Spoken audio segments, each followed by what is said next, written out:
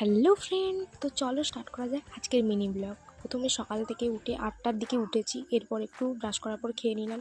তবে দেখলাম যে চুলটা বেশ রাফ হয়ে গেছে, যার জন্যে আমি ম্যানেজ করার জন্যে প্রথমে একটু হেয়ার অয়েলিং করে নিলাম, এরপর একটু হেয়ার মাসাজ করে নিলাম ভালোভাবে 10-15 মিনিট মতো। এরপর আজকে একটু হেয়ার মাস্ক বানাবো, যার জন্যে এই 1-4 ঘন্টা আগে আমি একটু হেয়ার অয়েলিং করে নিয়েছি। তো ওটা করার পরেই ভালো করে ম্যাসাজ করার পর একটা সিকিউর বেনুনি করে নিলাম। তো দেখতেই পাচ্ছ আমার হেয়ার ফলটা কতটা বেড়েছে, তো এটা তো সামান্য হয়েছে।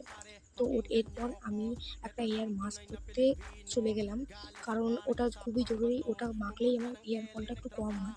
তো ওই রেসিপিটা আমি তোমাদের কাছে পরে শেয়ার করবো কোনো একদিন। তো চলো হেয়ার মাস্কটা বানিয়ে নিই। তো বানানোর পর আমি ওটা ভালো করে 30 থেকে 40 মিনিট খালি লাগিয়ে মাথায় রেখে দিলাম, এরপর স্নান করতে চলে গেছি। তো মাথা ধুয়ে এসে আমি একটু খেতে বসে গেছিলাম। তো মেনু তো তোমরা দেখতেই পাচ্ছ। এরপর আমি বিকেলবেলা পড়াতে চলে গেছিলাম, এই যে এই অবতারকে।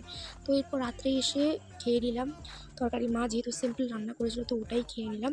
তো খাওয়া দাওয়া করার পর দেখলাম চুলটা অনেকটা শুকিয়ে গেছে, তো ওটাই ভালো করে চিরুনি করে নিলাম। তো আজকের জন্য টাটা, বাই বাই।